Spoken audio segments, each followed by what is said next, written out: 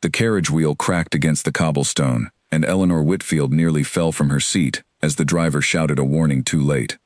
Around her, the crowd outside the grand townhouse turned to look, their faces already sharp with judgment before she had even stepped onto English soil for the evening. She caught the doorframe, steadied herself, and stepped down without a single gasp of alarm, though her heart pounded hard enough to hurt. A woman in a silver gown whispered something to her companion, and both of them laughed behind gloved hands. Eleanor did not lower her eyes. She lifted her chin instead, the way her father had taught her to do at the stockyards when men twice her size tried to cheat him on a deal. If they wanted a spectacle, she would not give them the satisfaction of watching her flinch. Her mother, Margaret Whitfield, gripped her arm so tightly it left a mark. "Do not embarrass us tonight," she hissed, forcing her mouth into the practiced smile she used whenever money needed to look like grace. "We have worked too hard to be standing on these steps." Eleanor wanted to remind her that it was not work, not really, not in the way her father understood the word, but she said nothing. Tonight was the first of many nights that would decide whether the Whitfield name meant anything at all in London, and she knew it. Inside, the ballroom shimmered with candlelight and old money. Portraits of ancestors stared down from gilded frames, their painted eyes seeming to follow every guest who did not belong. Eleanor felt the weight of those eyes long before she felt the weight of the stares from the living. She had grown up in Chicago, in a house that smelled of new paint and ambition, not 200 years of inherited certainty. Here, everything was old, and she was new. And newness, she was quickly learning, was treated like a stain that could not be washed out. A footman announced her name, and a ripple moved through the room. The particular kind of ripple that spreads when everyone already knows who you are, and has already decided what they think of you. "Miss Eleanor Whitfield, of Chicago," he said, and somewhere near the punch table, a young man laughed loudly enough for her to hear. She did not turn to look for the source. She had learned that lesson on the ship crossing the Atlantic, when 3 English girls had spent an entire dinner discussing American manners as though she could not hear every word from 2 seats away. Looking for the insult only fed it. Ignoring it starved it, at least a little. Her mother steered her toward a cluster of women near the fireplace, women with titles stitched into their names like decoration. Lady this, the Honorable that. Eleanor smiled and curtsied, and answered their questions about her father's business with careful, rehearsed pride, though she could feel each woman measuring her, weighing her, deciding how much her family's money was worth against how little her family's name meant. One woman asked, in a voice sweet as poisoned sugar, whether it was true that American girls learned to ride horses without a proper saddle, like men. Eleanor said that she did ride astride, because it was safer and faster, and she did not apologize for it. The woman's smile flickered, unsure whether she had been insulted or simply told the truth. Across the room, a man watched the exchange without seeming to watch it at all. He stood near a tall window, dressed with the quiet perfection of someone who had never once had to think about whether his clothes were correct, because correctness had been bred into him since birth. He was young, not much older than Eleanor, with the kind of stillness that made a room organize itself around him without his ever raising his voice. Beside him stood an older woman, with silver hair and a spine like iron, watching the same corner of the room with narrowed, calculating eyes. "That is the American girl," the older woman said quietly, "the one they are already calling wild." The young man did not answer at first. He watched Eleanor laugh at something one of the titled women said. A real laugh, not the practiced tinkling sound most women in this room offered instead of genuine amusement. It carried across the ballroom, too loud for polite company, and several heads turned toward it with open disapproval. He found that he did not share their disapproval. He found, in fact, that he wanted to hear it again. "She seems very sure of herself," he said finally. "She seems very unsuitable," his mother corrected sharply. "Do not let anyone see you looking at her that way, Edmund. You have an understanding with Lady Constance, and this family cannot afford scandal dressed up as curiosity." Edmund said nothing more, but his eyes drifted back to the American girl by the fireplace more than once before the evening ended, and each time, something in his chest tightened in a way he did not yet have a name for. He told himself it was simple curiosity, the way one might watch a storm from a safe distance and admire its power without wishing to stand in it. He did not yet know how wrong that comparison would prove to be, or how little distance would remain safe once the storm noticed him watching. Later, when the dancing began, Eleanor stood near the edge of the floor, and refused 3 invitations from men who asked only because her father's fortune made her an interesting rumor rather than a person. She was not being cruel. She simply could not bring herself to pretend that she did not notice the way their eyes flicked toward her mother during the introductions, calculating dowries instead of admiring her. The 4th young man who approached seemed different, softer somehow, and she accepted his hand more out of exhaustion than genuine interest. He danced adequately and spoke even less well, filling the silence with comments about the weather and the excellent quality of the orchestra, as though she had never heard music before crossing an ocean. Halfway through the dance, he made the mistake of asking her, with a small superior smile, whether the dances were very different in America, whether people there danced at all, or simply worked. Eleanor felt the heat rise in her chest, not embarrassment, but something closer to anger sharpened into wit. "We dance very well in America," she said pleasantly. "We simply do not need 200 years of practice to learn not to step on our partner's feet." The young man's smile faltered, and for one dangerous moment, Eleanor worried she had gone too far. But then, unexpectedly, he laughed. A genuine startled laugh, and the tension between them eased. Perhaps London was not entirely without hope after all, she thought. Perhaps some of these people could be reached, if she was patient, if she was clever, if she refused to disappear into the background the way they clearly expected her to. She did not notice, across the room, that Edmund had watched the entire exchange, and that his mother had watched him watching it. Her mouth pressed into a thin, disapproving line that promised trouble long before it arrived. By the time the carriage carried Eleanor and her mother home that night, the gossip had already begun to spread through London like smoke through an open window, curling into drawing rooms and dinner parties long before the sun rose. She did not know yet what name they had given her, or how quickly it would attach itself to her like a shadow she could not outrun. She only knew that she had survived her first night, that she had not cried, and that somewhere in that glittering, judgmental room, a pair of steady gray eyes had watched her as though she were something worth watching, rather than something worth mocking.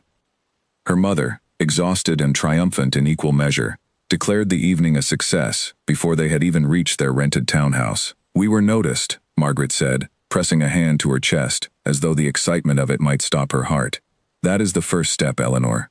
To be noticed." Eleanor stared out the carriage window at the gaslit streets sliding past, at a city so old and so certain of itself that it seemed to resent her simply for existing within its borders, and she wondered whether being noticed here would prove to be a blessing or the very beginning of her undoing. She thought of the young man by the window, the one who had not laughed at her, who had not whispered behind his hand, who had simply watched with an expression she could not quite name. She told herself it meant nothing.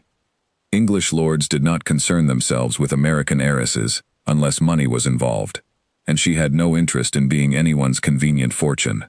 And yet, as the carriage rattled on through the dark streets, she found herself thinking of those steady gray eyes far more than she thought she should, and somewhere beneath her exhaustion, a small, stubborn spark of curiosity refused to be extinguished, no matter how firmly she tried to smother it.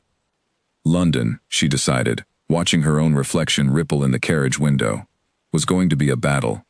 She simply had not yet decided whether she intended to win it by surrender or by refusing, absolutely and completely, to become anyone but herself.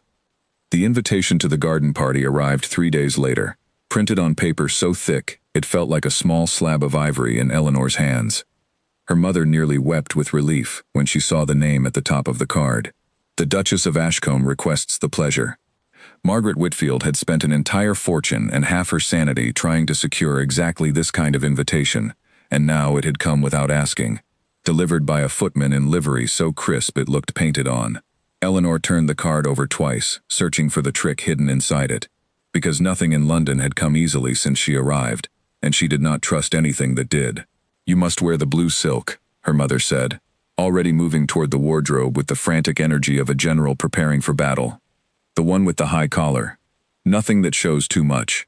Nothing that gives them anything to say." Eleanor almost laughed at that, because nothing she wore seemed to stop them from finding something to say.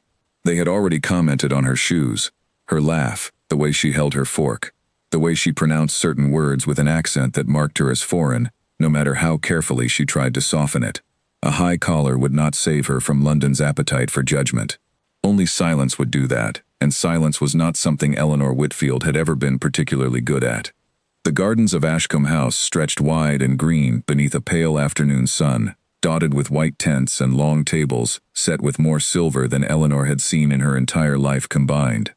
Guests moved between the roses and pastel clusters, laughing softly, exchanging news in voices pitched just low enough to sound private, and just loud enough to be overheard by anyone who cared to listen. Eleanor understood immediately that this was a performance.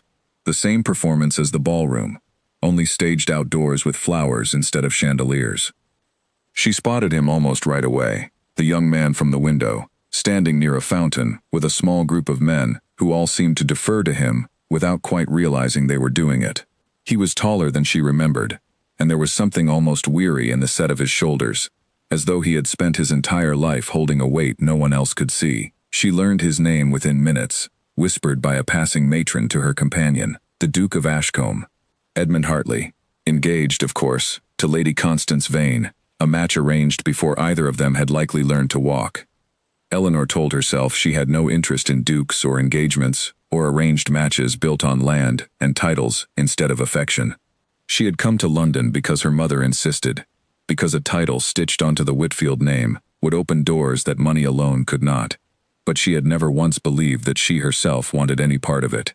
And yet, when Lady Constance appeared beside the Duke, pale and elegant and utterly composed, Eleanor felt an unexpected and unwelcome pang of something she refused to call jealousy.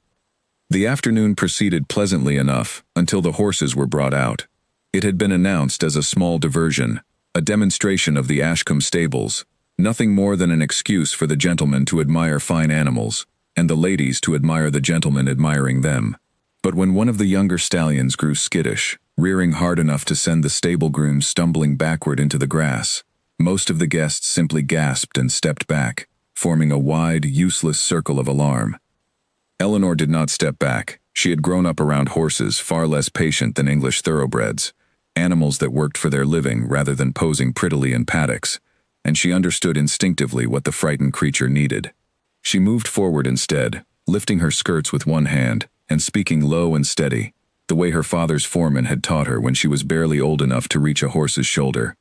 Several people cried out for her to stop, certain she would be trampled, certain this reckless American girl was about to prove every unkind rumor about her true. She did not stop. She reached the horse's bridle with calm, sure hands, murmuring words no one else could hear, and within a minute, the great animal quieted beneath her touch, its wild eyes softening, its trembling legs stilling. The garden fell utterly silent, except for the horse's slowing breath and the distant sound of a fountain trickling somewhere behind the roses. Then, as suddenly as the silence had fallen, it shattered into scandalized whispers. "A lady does not touch a horse that way," someone murmured. "She handled it like a groom, not a guest," said another, as though competence itself were a kind of crime. Eleanor stood there, breathless and slightly disheveled, her gloves smudged with dirt, and understood immediately that she had just handed London exactly the kind of story it had been waiting for. By evening, she knew, every drawing room in the city would be repeating some exaggerated version of the tale, each retelling making her wilder, more improper, more thoroughly unsuitable than the last. She caught Edmund's eye across the trampled grass. He was not whispering. He was not frowning. He was looking at her with something that might have been admiration, though he quickly schooled his expression into something more neutral when he noticed his mother watching him with sharp, disapproving eyes.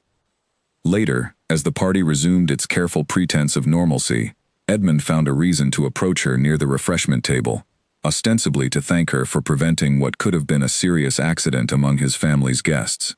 Up close, his voice was quieter than she expected, without the practiced boredom so many of the other men affected. "That was remarkably brave," he said, "or remarkably reckless. I have not yet decided which." "Perhaps it was both," Eleanor answered, refusing to look away from him the way propriety demanded. "Where I come from, those two things are not always as different as your people seem to believe." Edmund's mouth curved into something almost like a smile, quickly suppressed. "My people," he repeated softly. "You make us sound like a separate species." "Aren't you?" she asked, tilting her head slightly. "You certainly seem to think so." He did not answer immediately, and for a moment, the noise of the party seemed to fade around them, the clinking of teacups and polite laughter dimming into something distant and unimportant.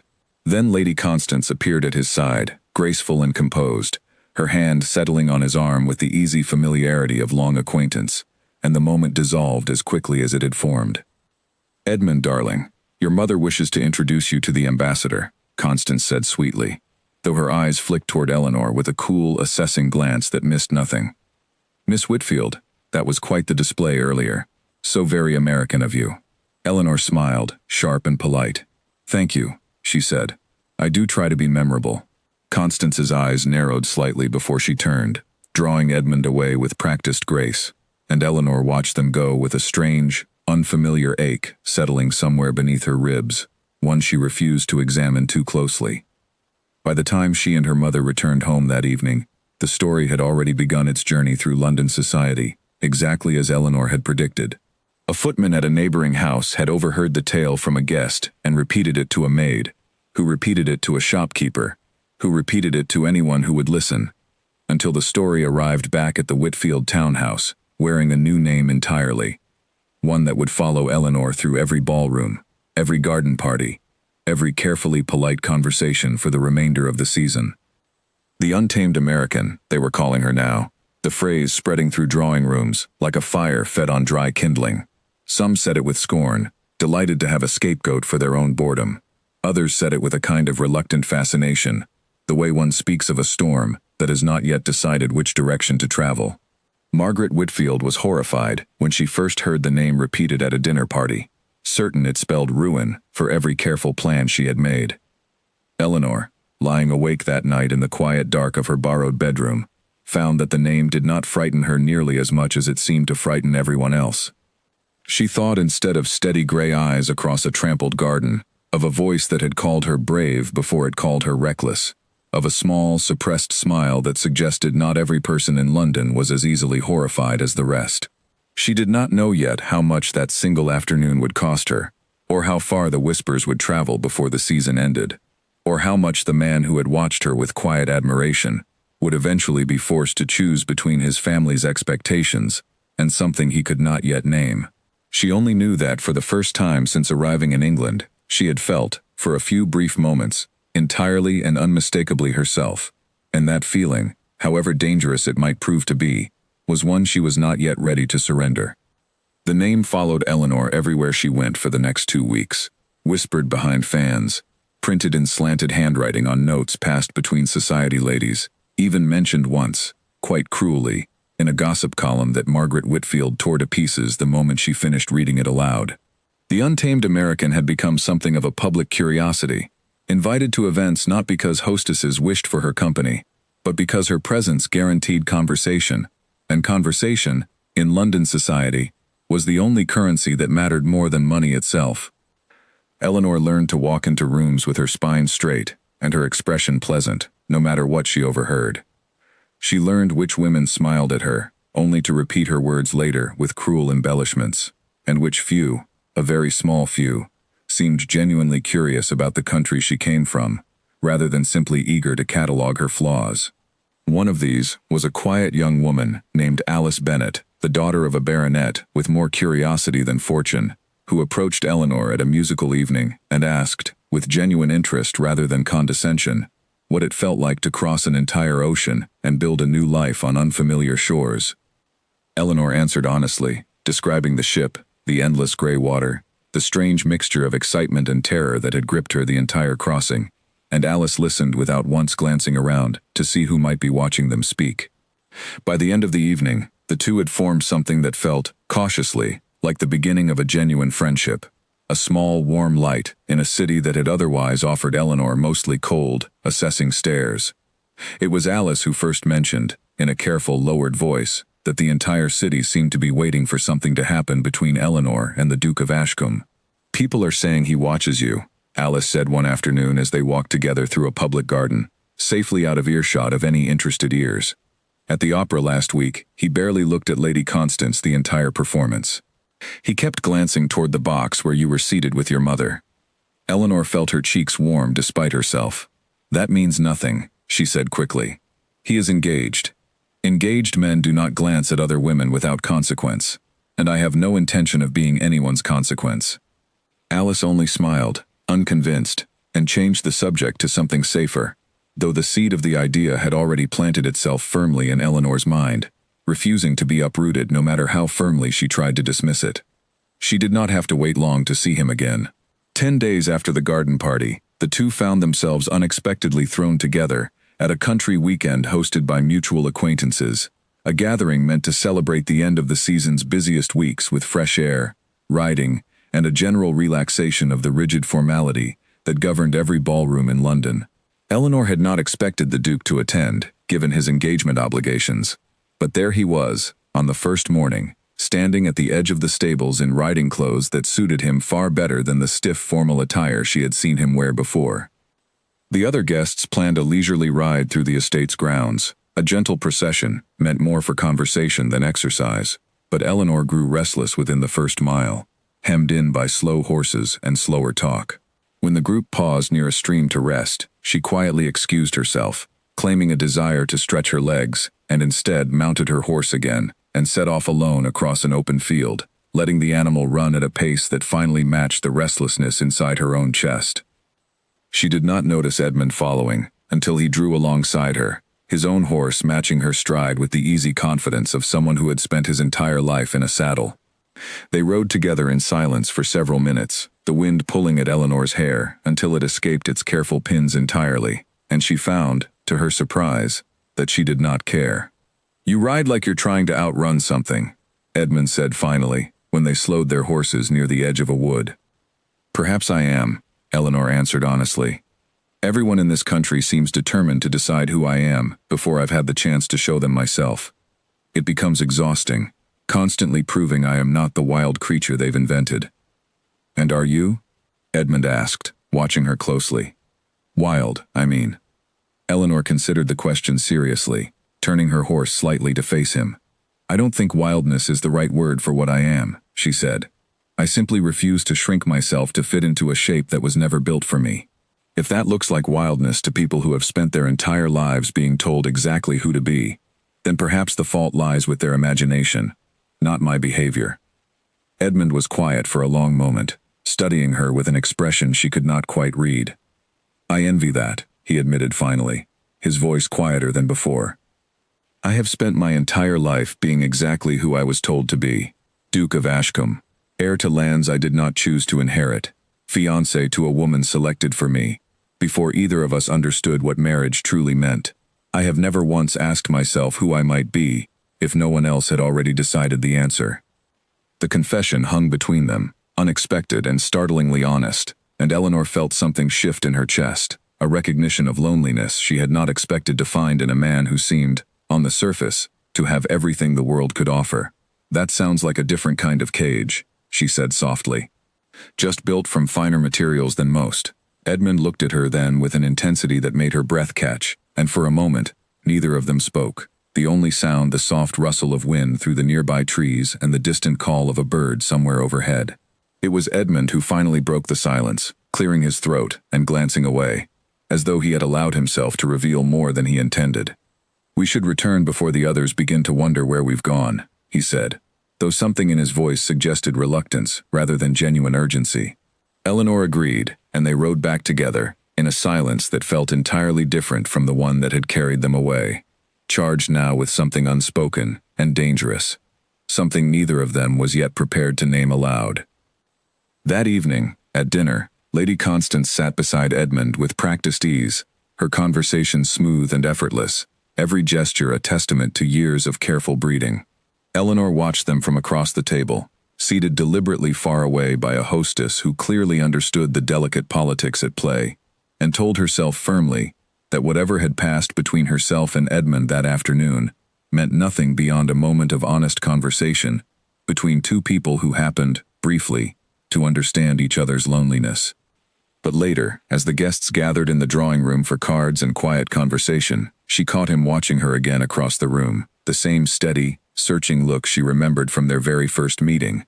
And this time, she did not look away first. Lady Constance noticed. Of course she noticed. Women trained since childhood to read every subtle shift in a room's attention rarely missed such things. Her expression did not change. Her smile remained perfectly composed, but something cooled behind her eyes when she glanced between Edmund and Eleanor, a calculation forming that would not be forgotten easily.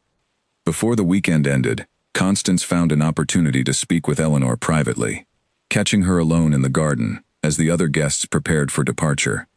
Her voice remained pleasant, almost friendly, but the words beneath it carried a clear and deliberate warning. "You are new to our world, Miss Whitfield," Constance said, adjusting her gloves with unhurried precision. "I understand that things must seem quite exciting to you, quite full of possibility.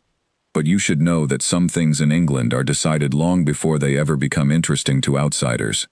Edmund and I have been promised to each other since we were children. Whatever charm you believe you've discovered in him is simply the natural curiosity men feel toward anything unfamiliar. It rarely survives familiarity." Eleanor met her gaze steadily, refusing to let the words wound her, though they landed with more precision than she cared to admit. "I have no designs on anyone's engagement, Lady Constance," she said calmly, "but I would remind you that people, unlike land or titles, are not truly promised to anyone but themselves." Constance's composure flickered, just slightly, before she recovered it, offering a thin smile and excusing herself without another word. Eleanor stood alone in the garden for a long moment afterward, watching the last of the afternoon light fade behind the distant trees, and found herself unable to decide whether she had just made an enemy or simply spoken an inconvenient truth. Either way, she understood clearly now that whatever had passed between herself and Edmund on that open field was not something either of them could simply set aside and forget, no matter how much wiser it might have been to try. The carriage ride back to London felt longer than the journey out had been, filled with her mother's endless chatter about which families had proven useful connections and which had proven a waste of time and effort. Eleanor barely listened, staring instead out the window at the passing countryside, replaying every word Edmund had spoken to her that afternoon, every unguarded moment of honesty that had passed between two people who, by every rule of the world they inhabited, had absolutely no right to feel what she suspected they had both begun, quietly and dangerously, to feel. She did not yet know how much worse the whispers would become before this season ended, or how thoroughly her name would be dragged through every drawing room in London before the truth of her character was finally understood. She only knew, with a certainty that both thrilled and terrified her, that the Duke of Ashcombe had looked at her as though she were a person worth truly seeing, rather than a scandal worth merely discussing, and that single fact had changed something inside her that she suspected could never quite be changed back. The rumors sharpened into something crueler within days of Eleanor's return to London, and she quickly understood that whatever restraint society had shown her before the country weekend had entirely disappeared. Someone, perhaps a servant, perhaps a fellow guest with a talent for gossip, had noticed the long ride Eleanor and Edmund had taken together, alone and unchaperoned across the open fields, and the story had grown wilder with every retelling, until it barely resembled the truth at all.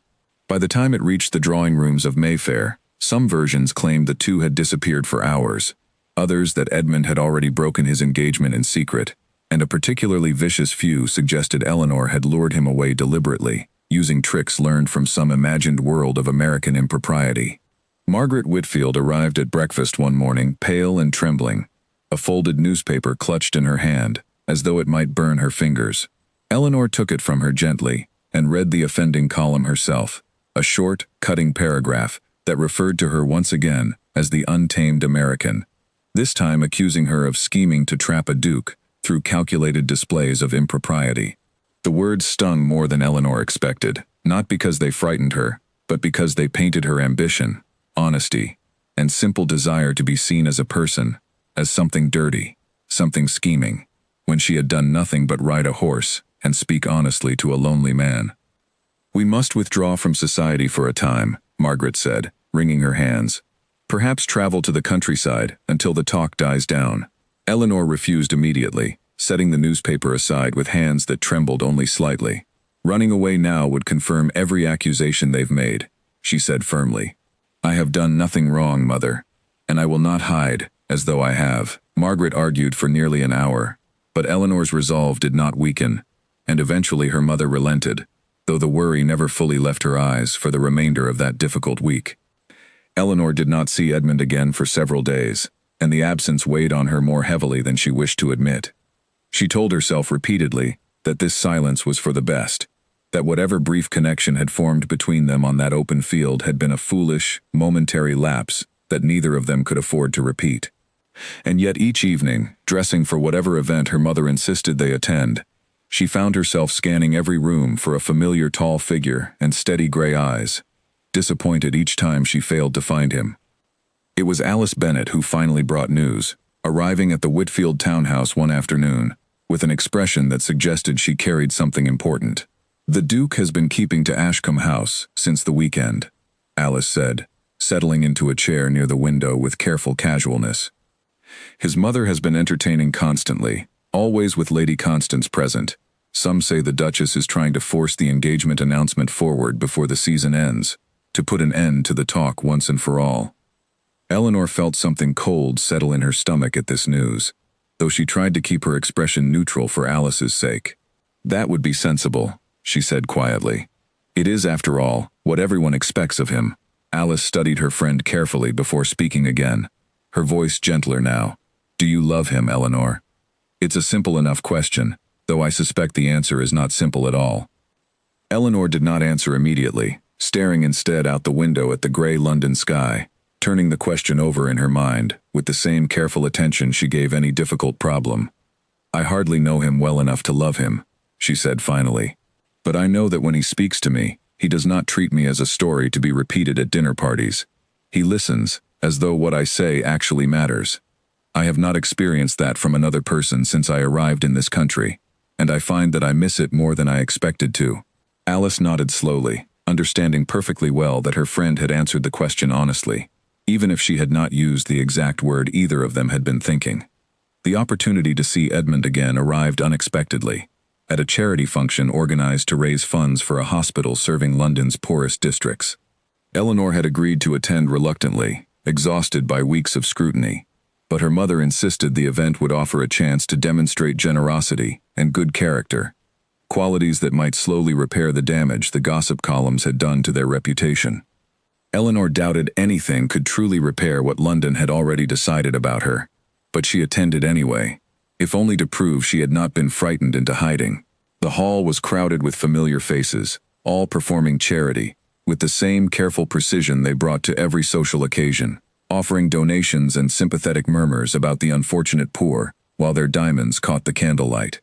Eleanor moved through the crowd making polite conversation, doing her genuine best to focus on the actual purpose of the evening, rather than the whispers that inevitably followed her through every room, when she finally spotted Edmund standing near the entrance, looking tired in a way she had not seen before. Their eyes met across the crowded hall, and for a long moment, neither of them moved, the noise and bustle of the charity event fading into meaningless background sound. Then Edmund excused himself from the group surrounding him and crossed the room directly toward her, ignoring the several curious glances that followed his path. "I wondered if you would attend tonight," he said quietly, once he stood close enough that only she could hear him properly. "I worried the newspapers might have frightened you away from public events entirely." "I do not frighten easily," Eleanor answered, managing a small smile despite the tension coiling tight in her chest. "Though I confess the last week has tested that particular claim more than I expected." Edmund's expression softened with something that looked almost like guilt. "I am sorry," he said, "for the talk, for the position it has placed you in. None of this was your doing, and yet you have borne the worst of the consequences. I should have been more careful that afternoon, more mindful of how quickly this city turns curiosity into scandal." Eleanor shook her head firmly. "Do not apologize for a conversation," she said. "I have spent my entire life in America being told exactly what I was expected to become, and for one afternoon, riding across that field with you, I felt like myself for the first time since arriving in your country. I will not pretend to regret that, no matter what the newspapers choose to print about it." Edmund looked at her then with an expression of such open, unguarded admiration that Eleanor felt her breath catch entirely. Around them, the charity event continued its careful performance of generosity and good breeding, utterly unaware of the quiet, dangerous conversation unfolding near the entrance, though it would not remain unnoticed for long. Lady Constance appeared within minutes, her sharp eyes immediately finding the pair standing closer together than propriety strictly allowed, and though her expression remained composed, something hardened behind her gaze that promised consequences neither Eleanor nor Edmund had yet fully considered.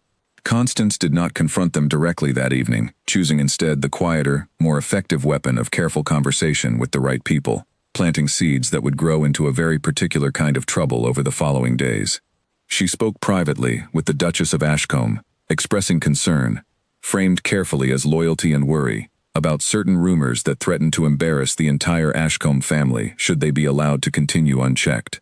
The Duchess, already deeply suspicious of Eleanor's influence over her son, needed little encouragement to act. Within days, invitations that had once arrived regularly at the Whitfield townhouse began to slow, then stop entirely.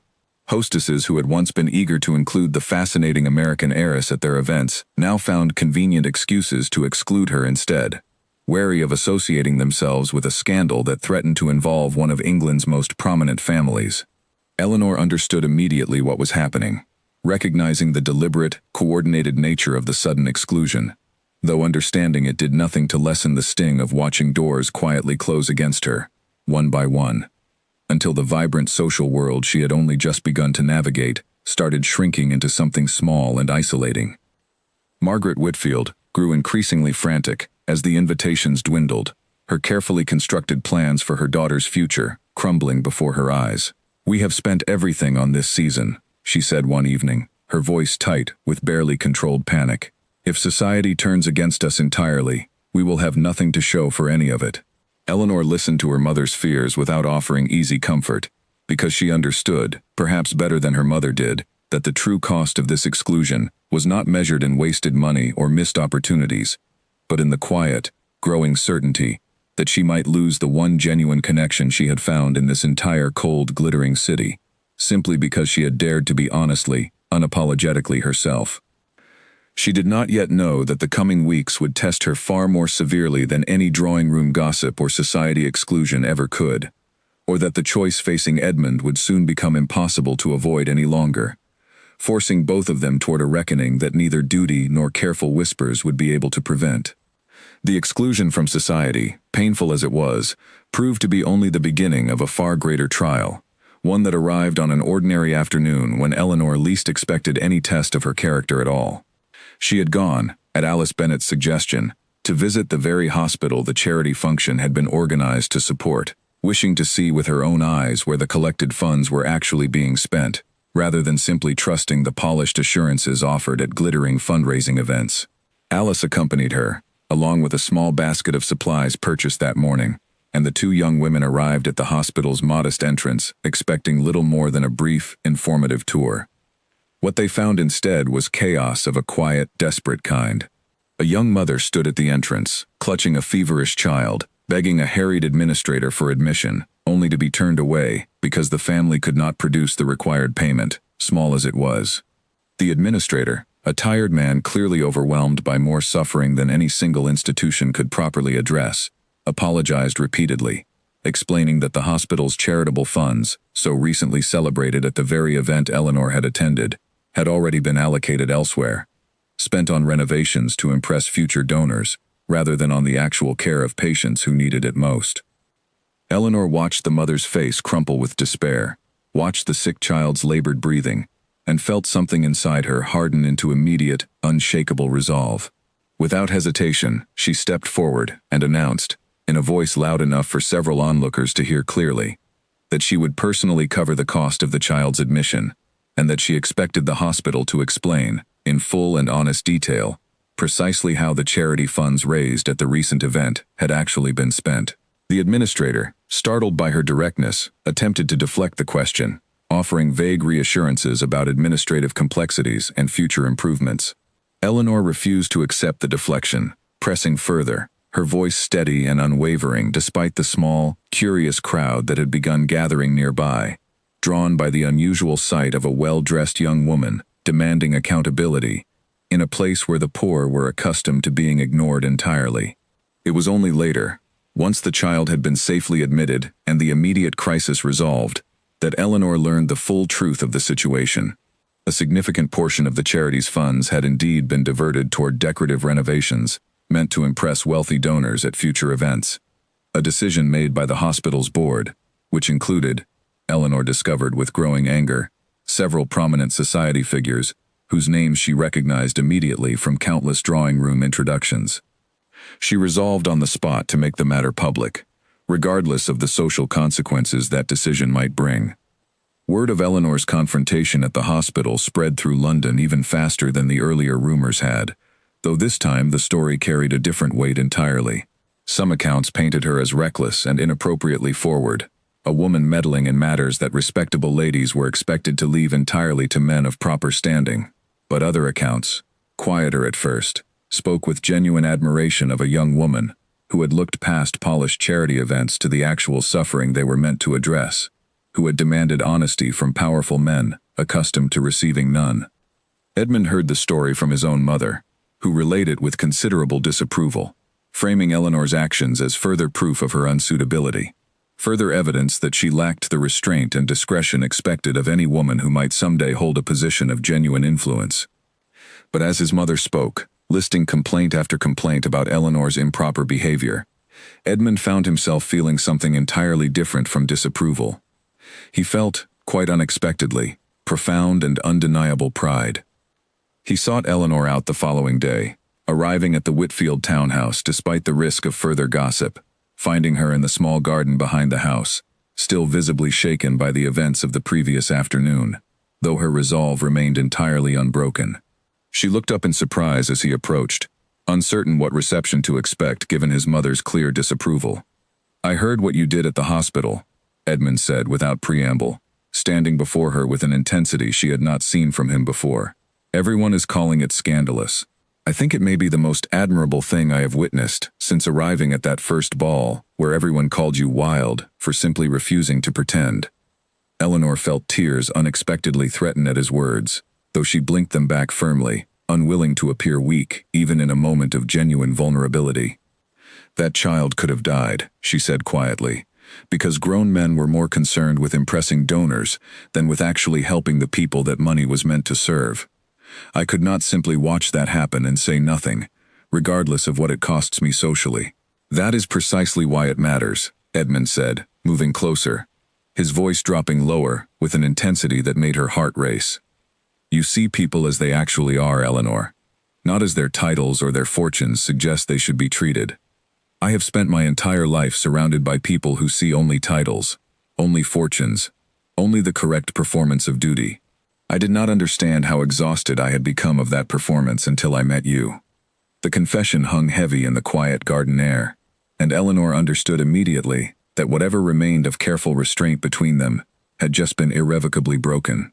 "I cannot ask you to abandon your engagement," she said softly, forcing herself to speak the sensible words even as everything in her resisted them.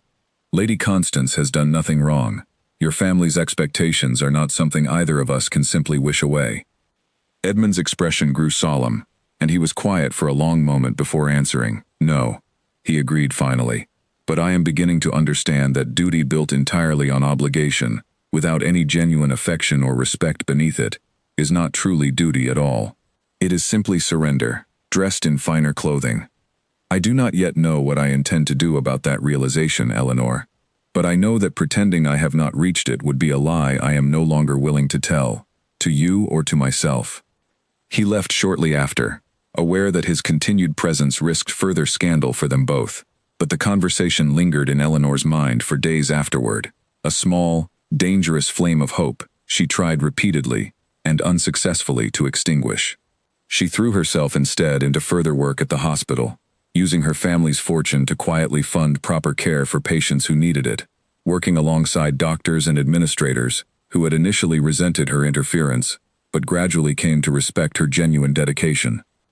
It was during this period that Eleanor formed an unexpected friendship with one of the hospital's senior physicians, an older woman named Dr. Margaret Holloway, one of the few female doctors practicing in London at the time, who had faced her own considerable battles against a society determined to keep women confined to roles it considered properly suitable.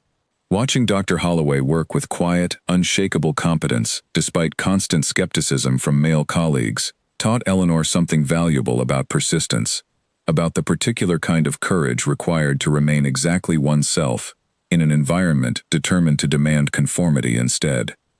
Meanwhile, within Ashcombe House, Tensions grew steadily worse. The Duchess, alarmed by her son's increasingly obvious preoccupation with Eleanor Whitfield, began pressing more urgently for an immediate announcement of his engagement to Lady Constance, hoping a public declaration would end the dangerous speculation once and for all.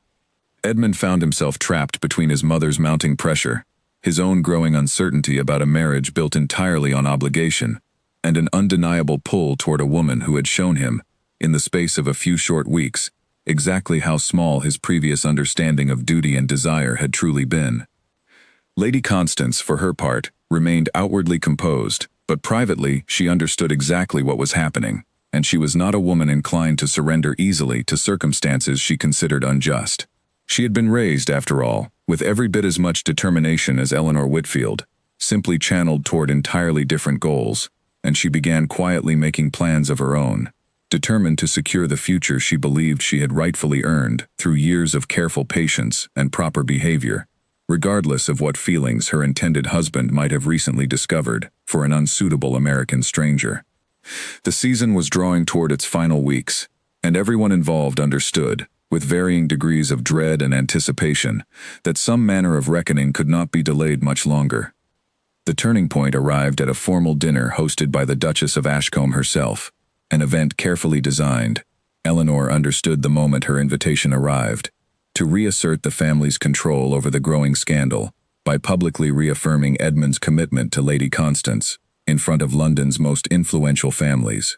Eleanor nearly declined the invitation entirely, uncertain she could bear witnessing such a public declaration, but her mother insisted attendance was necessary, arguing that refusing would only confirm every unkind rumor circulating about her supposed pursuit of an engaged man. The Ashcombe House dining room glittered with crystal and candlelight when Eleanor arrived, seated deliberately, she noted immediately, at the far end of the long table, well away from where Edmund sat beside Lady Constance near the Duchess's place of honor. Throughout the early courses, conversation remained carefully controlled, every topic steered skillfully away from anything remotely controversial, though Eleanor could feel curious eyes flicking toward her repeatedly throughout the meal, waiting to see how she would conduct herself under such deliberate pressure. The crisis began quietly, almost unnoticed at first, when one of the younger footmen serving the table stumbled slightly while pouring wine, splashing a small amount onto the pristine white tablecloth. The Duchess's reaction was immediate and sharp, her voice cutting through the polite dinner conversation, with cold, precise fury, as she demanded the footman's dismissal on the spot, humiliating the young man in front of the entire assembled company for what amounted to nothing more than an honest, minor accident. The footman, visibly shaking, began stammering an apology, explaining in a trembling voice that he had been unwell for days, that exhaustion from covering another servant's duties in addition to his own had caused his hand to slip, that his family depended entirely on his wages, and dismissal would mean genuine hardship for people who had done nothing wrong. Most of the guests simply looked away, uncomfortable but unwilling to intervene in what they clearly considered a private household matter beneath their concern. Eleanor could not look away. She had grown up watching her own father treat the workers at his stockyards with a fairness that had shaped her entire understanding of decency, and something in the young footman's desperate, humiliated expression struck her with unbearable force. Before she could stop herself, she rose from her seat at the far end of the table, her voice carrying clearly across the sudden, startled silence that fell over the entire room. "Surely a single accidental spill does not warrant destroying a man's livelihood," she said, her voice steady, despite the enormous social risk she understood perfectly well she was taking. "If he has been covering additional duties without complaint, perhaps the household owes him gratitude rather than dismissal. Perhaps the appropriate response to exhaustion is rest, not punishment." The Duchess turned toward her with an expression of icy, controlled fury, clearly unaccustomed to being contradicted by anyone, let alone an American guest she had already deemed entirely unsuitable. "This is not a matter that concerns you, Miss Whitfield," she said, each word clipped with precise, cutting disdain. "I would remind you that you are a guest in this house, not its mistress." "You are entirely correct," Eleanor replied, refusing to back down despite every instinct urging her toward safer silence. "I am merely a guest, with no authority whatsoever over your household.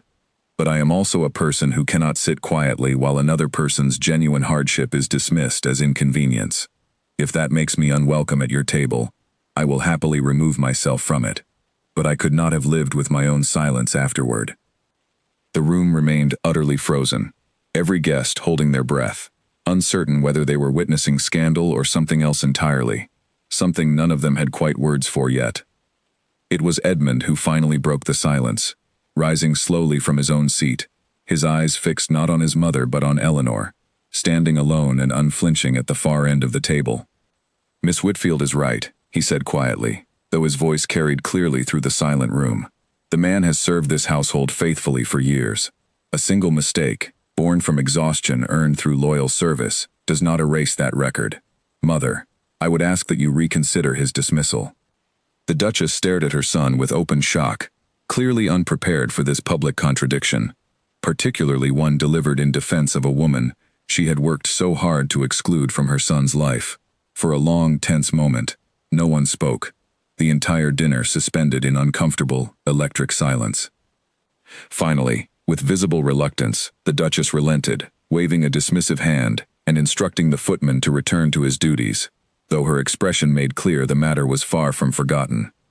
The dinner resumed its careful pretense of normalcy after that, though nothing about the evening felt normal any longer. Eleanor understood, watching Edmund resume his seat beside Lady Constance, that something fundamental had shifted between them in that single, dangerous moment. Something neither careful whispers nor social exclusion would be able to undo. Lady Constance, seated beside him, wore an expression of perfectly composed pleasantness that did not quite reach her eyes, and Eleanor understood, with sudden clarity, that whatever patience Constance had maintained throughout the preceding weeks had reached its absolute limit. After dinner, as guests dispersed into the drawing room for coffee and quiet conversation, Edmund found a moment to approach Eleanor near a tall window overlooking the darkened gardens, his expression a complex mixture of exhaustion and something that looked remarkably like relief. "Thank you," he said quietly, "for what you did tonight." Eleanor shook her head gently. "I did nothing you would not have eventually done yourself," she said. "I simply refused to wait for eventually." Edmund studied her for a long moment, something resolving behind his steady gray eyes. "I have spent my entire life waiting," he admitted quietly. "Waiting to be old enough to inherit, waiting to be told what marriage I should make, waiting for permission to want something simply because I wanted it, rather than because duty demanded it. I am tired of waiting, Eleanor. I do not yet know precisely what that means, but I know I cannot continue pretending that my engagement to Constance is anything more than an arrangement neither of us truly desires." Eleanor felt her heart pounding hard enough that she feared he might hear it, but she forced herself to speak sensibly despite the dangerous hope blooming in her chest. "That is not a decision to make lightly, or quickly," she said. "It affects more than simply yourself. Your family, Lady Constance, the entire structure of expectations built around your position." Edmund nodded slowly, acknowledging the truth of her caution, even as his expression remained resolute. "I understand that fully," he said, "but I have realized something important tonight, watching you stand alone against my mother's fury, without a moment's hesitation. I would rather face every consequence honestly than continue living a comfortable lie simply because it is easier than telling the truth. I do not know yet what the coming weeks will bring, Eleanor, but I know that I can no longer pretend I do not feel what I feel, regardless of how inconvenient or scandalous that feeling might prove to be." Their conversation was interrupted moments later by the Duchess herself, who approached with barely concealed tension, her voice tight and controlled as she informed Edmund that certain matters required his immediate attention elsewhere in the house. Edmund excused himself reluctantly, offering Eleanor one final, meaningful glance before following his mother from the room, leaving Eleanor standing alone by the window, her heart racing with a mixture of hope and genuine terror at what might come next. She did not know, standing there in the elegant, candle-lit drawing room, that within the coming days, the private conversation she had just shared with Edmund would become the least private thing in all of London, or that the coming reckoning would test both of them far more severely than either yet understood, forcing choices that would either destroy everything they had begun to build between them, or forge it into something strong enough to withstand every objection London's rigid society could possibly raise against it. 3 days after the dinner at Ashcombe House, Edmund requested a private meeting with Lady Constance, arriving at her family's townhouse with a heavy, resolute heart, understanding fully the pain his words would cause, but no longer willing to continue a pretense that dishonored them both. Constance received him in her family's formal sitting room, her posture perfectly composed as always, though something in her eyes suggested she had already anticipated the conversation that was about to unfold between them. "I believe you have come to end our engagement," she said, before he could even begin, her voice steady, despite the difficulty of the moment. Edmund, momentarily startled by her directness, could only nod slowly in confirmation. "I am sorry," he said quietly. "You deserve honesty, rather than a marriage built on obligation alone. You have been nothing but proper and dignified throughout this entire ordeal, and you deserve someone who chooses you completely, not someone whose heart has clearly settled elsewhere." Constance was quiet for a long moment, her composure never fully breaking, though Edmund could see the genuine hurt beneath her careful expression. "I will not pretend this does not wound my pride," she said finally. "We have been promised to each other since childhood, and I confess, I had grown accustomed to imagining a particular future for myself. But I will also admit, if only to you, and only this once, that I have felt the same absence of genuine affection between us that you clearly have. Perhaps it is better we discover this truth now, however painfully, rather than after vows have been exchanged and cannot be undone." Her graciousness, unexpected as it was, did not entirely erase the difficulty of what followed. Word of the broken engagement spread through London with extraordinary speed, and the reaction proved every bit as severe as Edmund had feared. His mother's fury was immediate and overwhelming, filled with accusations that he had allowed himself to be bewitched by American money and impertinence, that he was throwing away generations of careful family planning for nothing more than a passing infatuation with an unsuitable foreigner. The broader society reaction proved equally harsh, though far more theatrical in its cruelty. Newspapers that had once merely gossiped about Eleanor now attacked her outright, painting her as a calculating fortune hunter who had deliberately schemed to seduce a duke away from his rightful, dignified fiancé. Invitations that had already grown scarce disappeared entirely, and even Alice Bennet found herself facing pressure from her own family to distance herself from the increasingly notorious American heiress at the center of London's biggest scandal in years. Eleanor bore the renewed assault with outward composure, though privately, the constant cruelty wore at her more heavily than she allowed anyone to see, even her own mother. She had not asked Edmund to end his engagement, had in fact urged caution repeatedly throughout their brief, honest conversations, and yet now she found herself blamed entirely for a decision that had ultimately been his and his alone to make. The unfairness of it settled heavy in her chest, made heavier still by her genuine affection for a man she now feared she might have permanently damaged simply by existing within his orbit. It was during this darkest period that Eleanor seriously considered leaving London altogether, returning to America before the scandal could grow any larger or cause any further harm to Edmund's standing or her own family's reputation. She discussed the possibility with her mother one evening, surprising Margaret Whitfield, who had spent the entire season desperately pursuing exactly the kind of connection Eleanor now seemed ready to abandon. "Perhaps it would be simpler for everyone," Eleanor said quietly, staring into the fire rather than meeting her mother's eyes. "I have caused enough difficulty for a man who was only ever kind to me. Perhaps the kindest thing I can do now is remove myself entirely from his life, allow the scandal to fade once I am no longer present to fuel it." Margaret, to Eleanor's genuine surprise, did not immediately agree with this plan of quiet retreat. Instead, she studied her daughter carefully, something softening in her expression that Eleanor had rarely seen throughout the entire difficult season. "I have spent your whole life pushing you toward exactly this kind of match," she admitted quietly. "A title, a fortune, a place among people who matter. I convinced myself it was for your benefit, though I confess now that much of my ambition was truly for my own sake, my own desire to matter in circles that never fully accepted either of us. But watching you these past weeks, watching you stand firm against people far more powerful than either of us, I find I am prouder of your courage than I ever expected to be of any title you might someday hold. If you love this man, Eleanor, running away now because the path has grown difficult seems like a poor reason to abandon something genuine, especially after everything you have already endured to protect it." Eleanor felt unexpected tears gather at her mother's words, a rare moment of genuine understanding passing between two women who had spent much of the season at cross purposes, despite loving each other deeply. "I do not know if love is the correct word yet," Eleanor admitted softly. But I know that when I imagine leaving without ever knowing what might have grown between us, the thought feels far worse than anything London's gossip columns could possibly say about me." Her resolve to remain was tested severely just 2 days later, when Edmund arrived unannounced at the Whitfield townhouse, his expression grave enough that Eleanor's heart immediately sank with dread, certain he had come to deliver news of some further disaster. Instead, he informed her, with visible exhaustion, that his mother had given him an ultimatum, insisting that he either abandon any further association with Eleanor entirely and pursue a suitable match approved by the family, or risk being cut off from the family's financial support, and more seriously, from any meaningful role in managing the estate and title he had been raised his entire life to inherit. "I do not say this to frighten you," Edmund explained, "though frighten her it certainly did.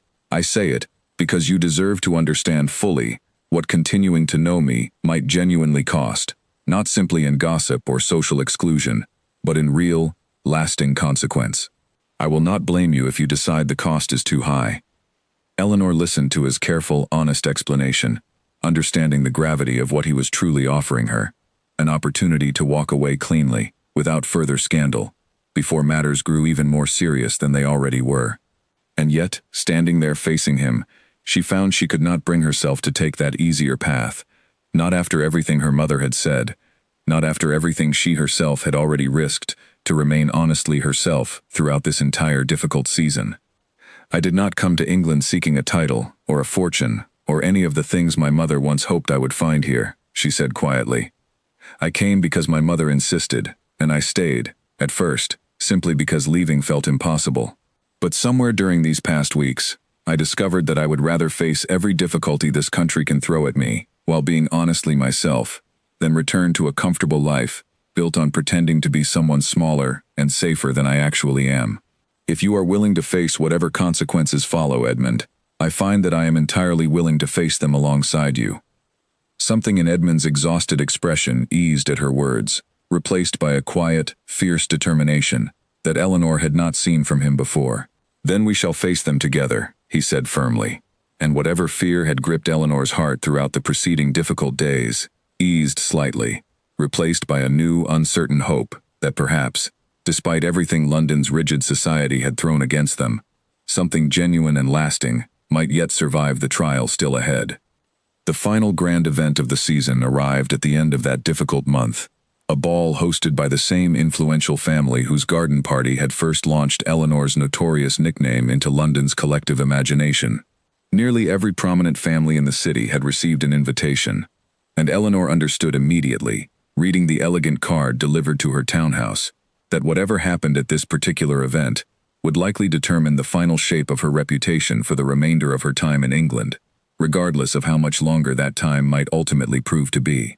Margaret Whitfield fretted for hours over what her daughter should wear, though Eleanor, for once, felt entirely calm about the decision, selecting a gown of deep, rich color rather than the pale, modest shades London's fashion typically favored for unmarried young women. If she was to face the entire assembled judgment of London society one final time, she decided, she would do so as unmistakably and unapologetically herself, rather than attempting one last futile disguise as someone more conventionally acceptable. The ballroom, when she arrived, glittered exactly as it had on that very first night months earlier. Chandeliers blazing, orchestra playing, guests arranged in careful clusters of practiced elegance. But Eleanor noticed immediately how differently the room reacted to her entrance this time, whispers rising sharper and faster than ever before, heads turning with open, unguarded curiosity, rather than the careful, veiled glances she had grown accustomed to throughout the season. She was, without question, the evening's central topic of conversation, and she forced herself to walk through the assembled crowd, with her chin lifted exactly as high as it had been on that very first night, refusing to let a single flicker of doubt show on her composed expression. She had not seen Edmund since their conversation at the townhouse days earlier, and she did not know for certain whether he would even attend this particular event, given the pressure his mother continued to exert against any further public association between them. The uncertainty gnawed at her throughout the early part of the evening, as she moved through polite, strained conversations with acquaintances who seemed uncertain whether to treat her as scandal or celebrity, the line between the two apparently growing thinner with each passing week of London's fascinated attention. It was nearly an hour into the ball when a sudden shift in the room's energy told Eleanor, before she even turned to look, that Edmund had arrived.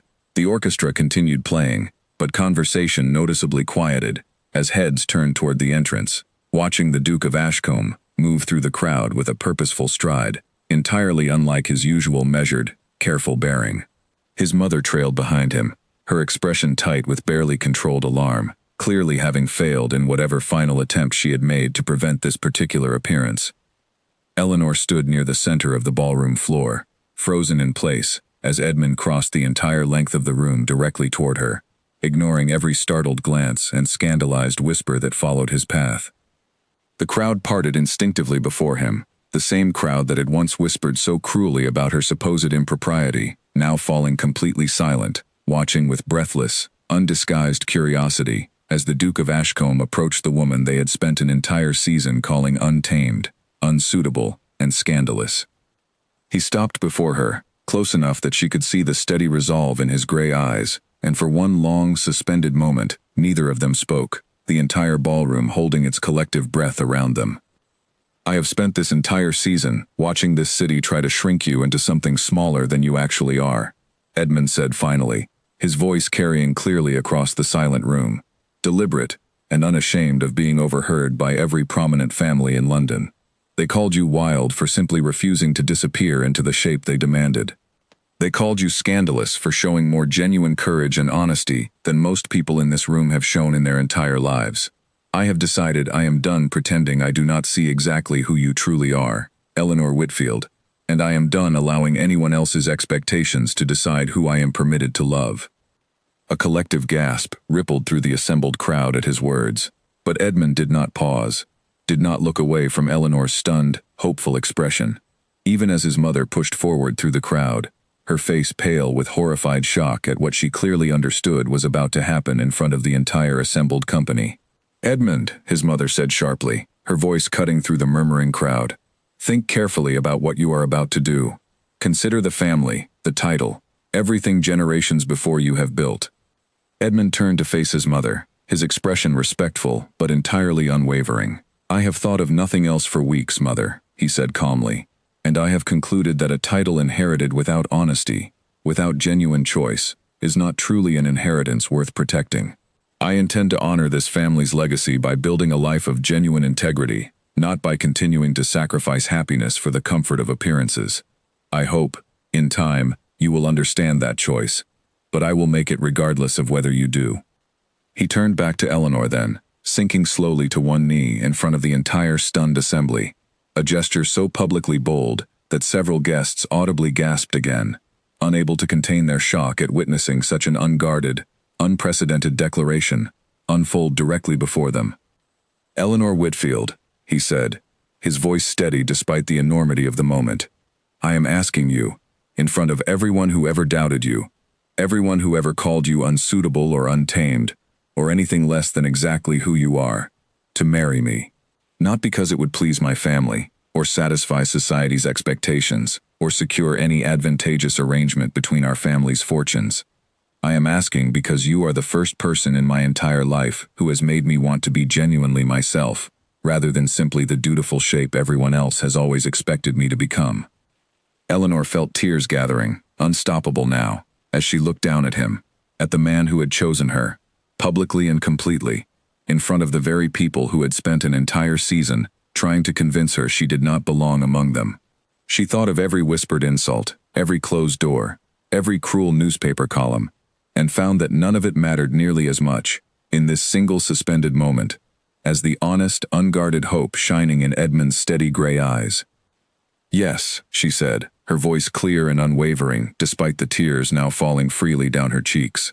"Yes, I will marry you, Edmund Hartley, exactly as untamed and exactly as unsuitable as London has always insisted I am, because I would rather be genuinely myself beside you than perfectly proper beside anyone else in this entire city." The ballroom erupted then, not with scandalized whispers this time, but with a startled, spontaneous kind of applause, as though the entire assembled company had been secretly rooting for this precise, impossible outcome all along, despite months of cruel gossip suggesting otherwise. Edmund rose to his feet, and Eleanor did not hesitate before stepping directly into his embrace, uncaring now of every watching eye, every whispered comment that would undoubtedly circulate through London's drawing rooms for weeks to come. Somewhere near the edge of the crowd, Alice Bennet wept openly with joy, while Margaret Whitfield stood frozen in stunned, overwhelmed disbelief at witnessing everything she had once desperately hoped for arrive in a manner far more genuine and far more dramatic than she had ever dared to imagine. Even the Duchess, though her expression remained troubled, found herself unable to entirely resist the collective, undeniable warmth radiating through the ballroom.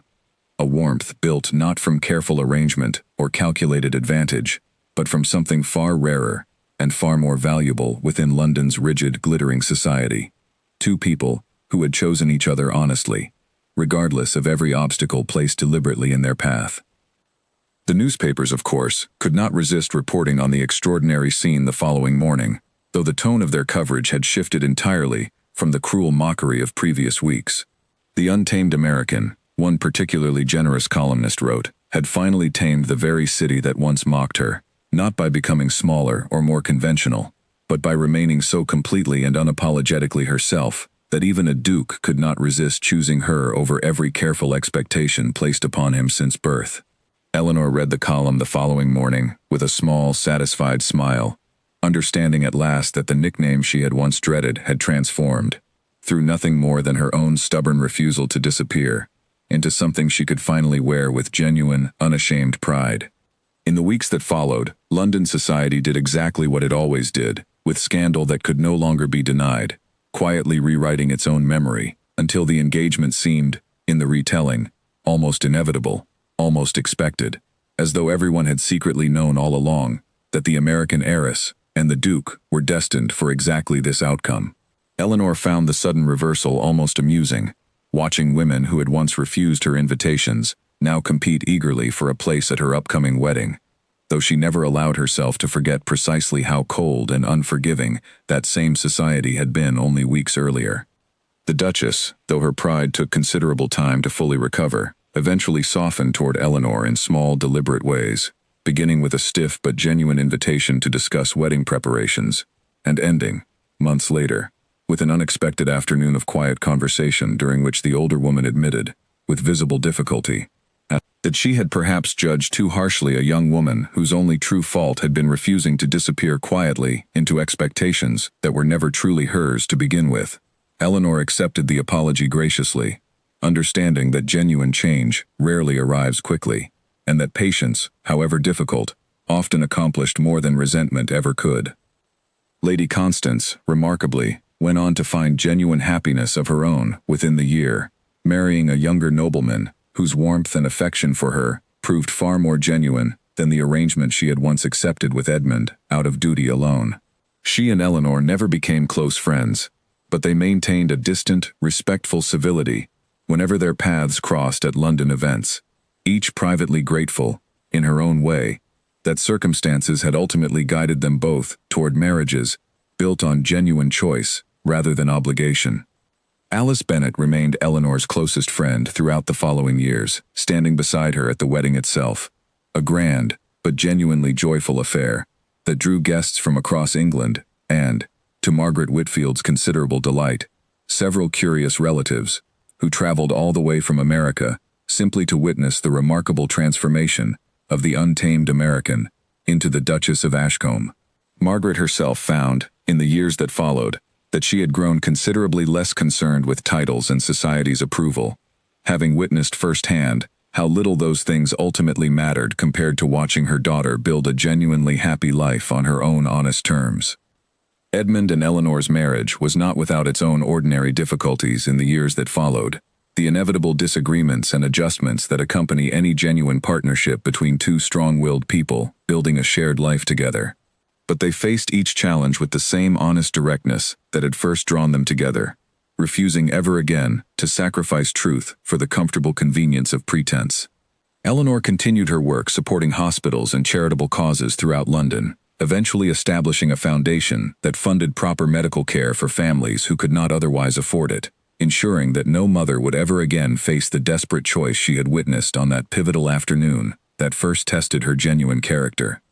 Years later, When their own daughter grew old enough to ask about the story London still occasionally whispered about, the tale of the American girl who scandalized an entire season before winning a duke's public devotion in front of everyone who doubted her, Eleanor would smile and tell her the truth, exactly as it had happened, without embellishment or false modesty.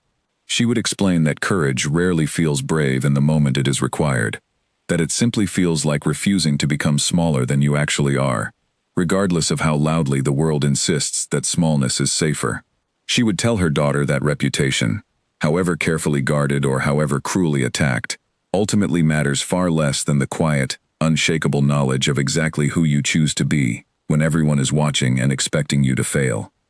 And on quiet evenings, long after the season's gossip had faded into distant, half-remembered history, Edmund would sometimes find his wife standing near a window, watching the London streets below with the same steady, thoughtful expression she had worn on that very first night they met.